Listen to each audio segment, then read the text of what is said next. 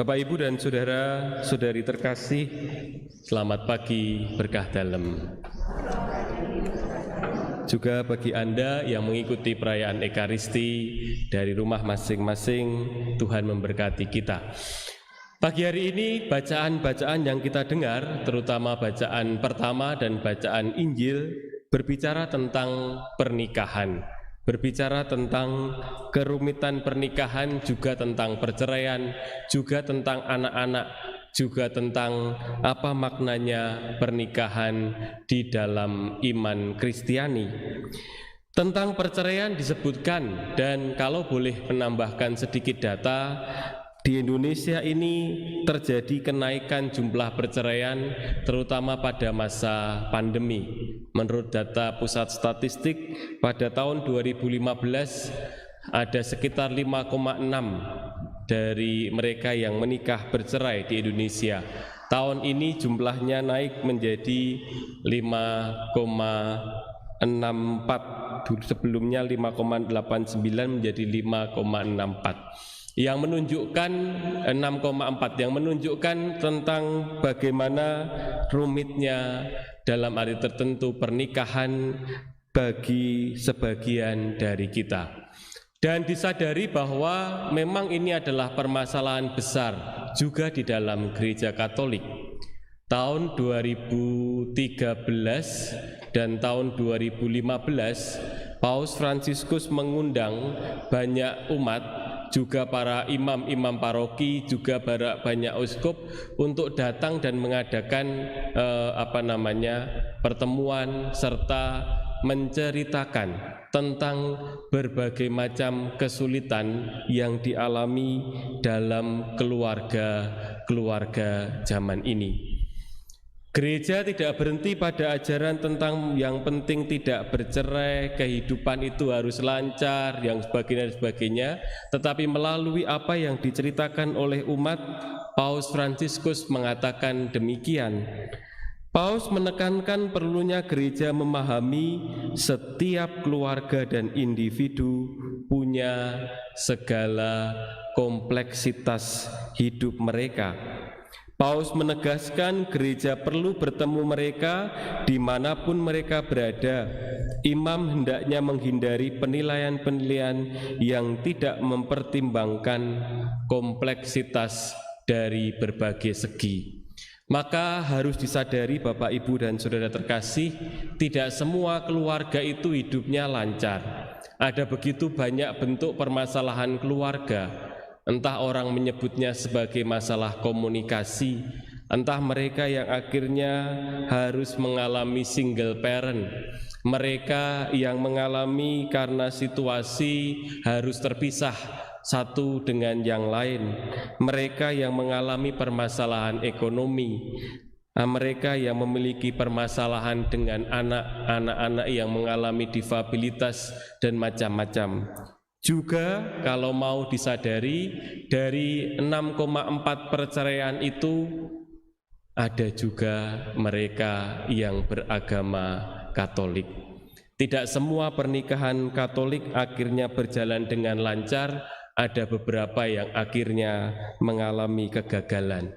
Kalau boleh jujur mengatakan, ya jumlahnya semakin hari mungkin juga dalam kasus-kasus tertentu dikatakan bertambah. Dan dalam bahasa dari salah beberapa romo itu, permasalahannya tidak pada mereka yang sudah berusia lama dalam keluarga, tetapi juga mereka yang masih muda dalam keluarga. Nah, Bapak Ibu, dalam Gereja Katolik sebagai romo paroki saya ditugasi untuk mengajarkan tentang pernikahan, meskipun tidak tahu tentang pernikahan. Bagi saya khotbah tentang pernikahan itu sama dengan khotbah tentang kematian. Mengingat mati saya belum, menikah pun tidak. Mungkin orang akan mengatakan, teori. pernah ngelakoni. Tapi inilah yang diajarkan gereja. Gereja diminta untuk mengajari juga anak-anak muda memikirkan tentang kemungkinan tentang pernikahan, pada titik tertentu memikirkan mencari pasangan hidup, pada masa tertentu memikirkan mengenal pasangan hidup dan siap untuk memasuki jenjang perkawinan. Laki-laki disiapkan untuk memiliki sifat kebapaan, ibu-ibu perempuan disiapkan untuk memiliki sifat keibuan, kesabaran yang lebih, bukan dalam arti cinta yang semuanya tampak mudah. Dalam kasus tertentu cinta kasih membutuhkan pengorbanan.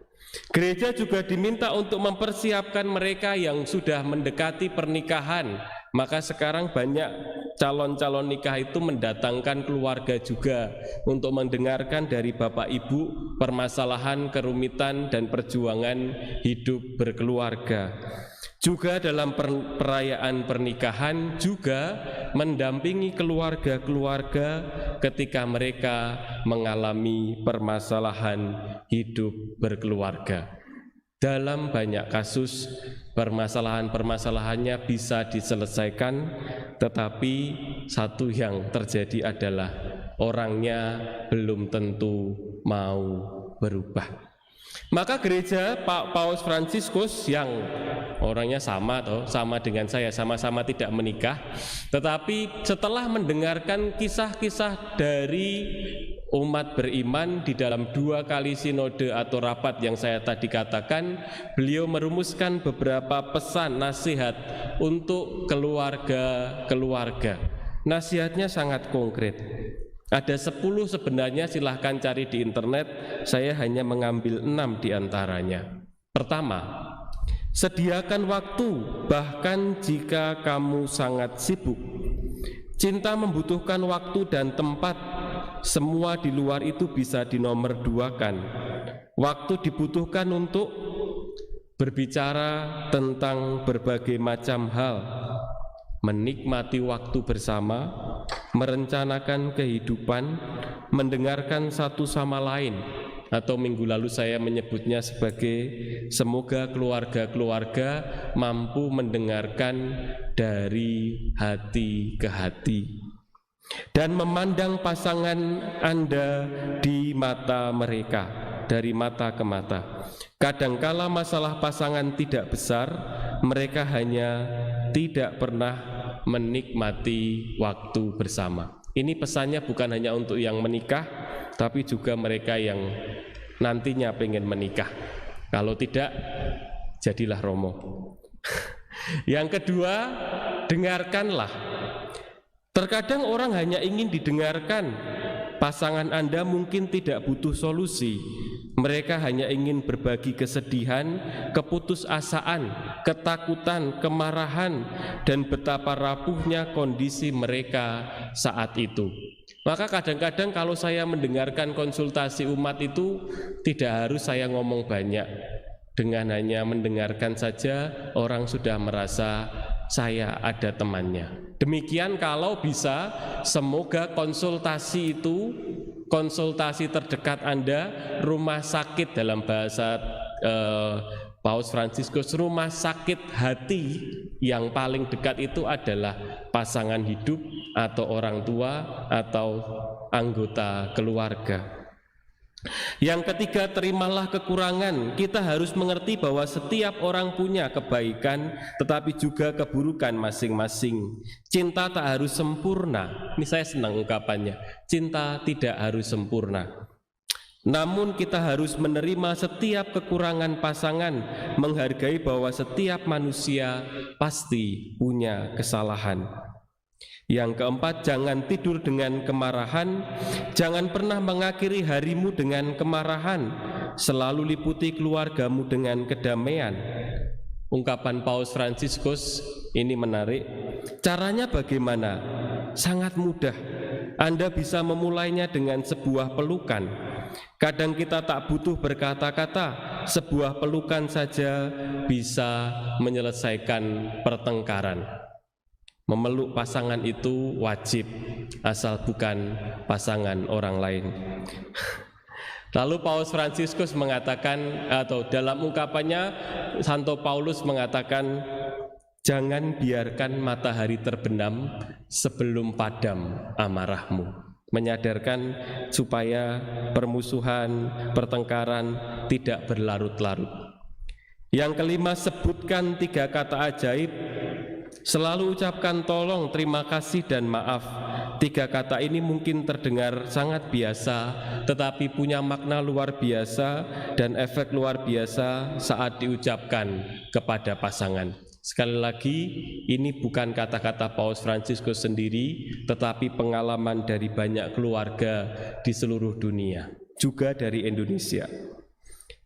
Yang terakhir, berbeda pendapat boleh, saling menyakiti jangan. Jaga kata-katamu, jaga tindakanmu, jaga tanganmu. Berbeda pendapat boleh, jangan saling menyakiti.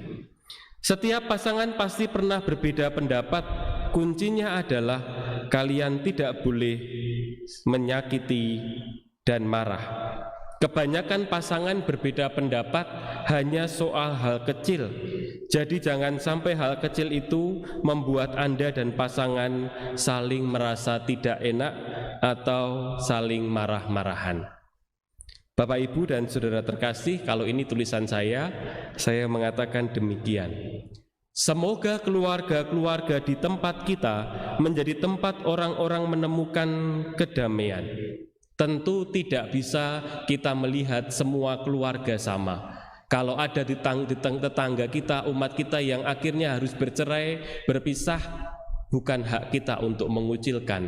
Mereka adalah tetap saudara-saudari kita.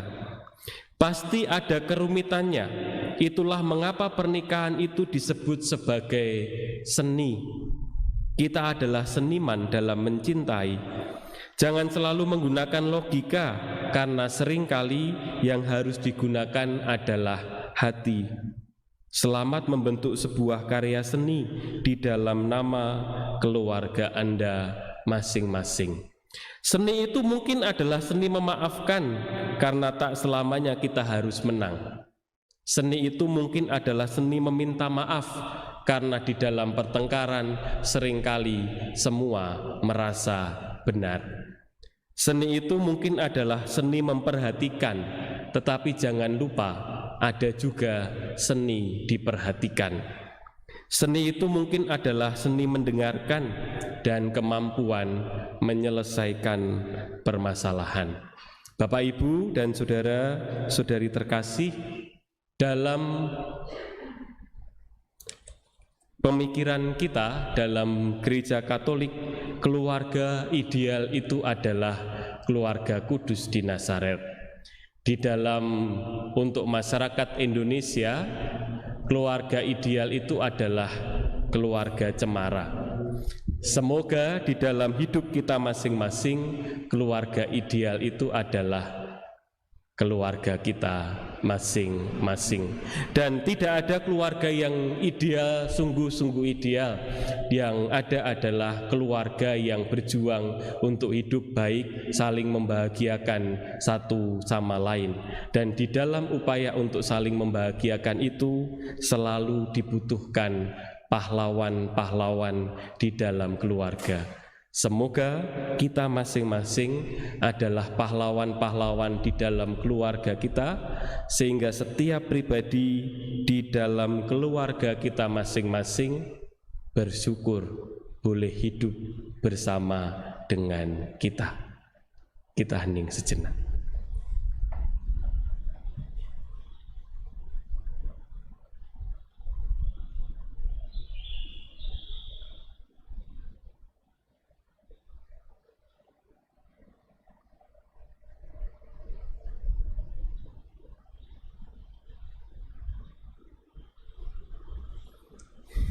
Kemuliaan kepada Bapa dan Putra dan Roh Kudus.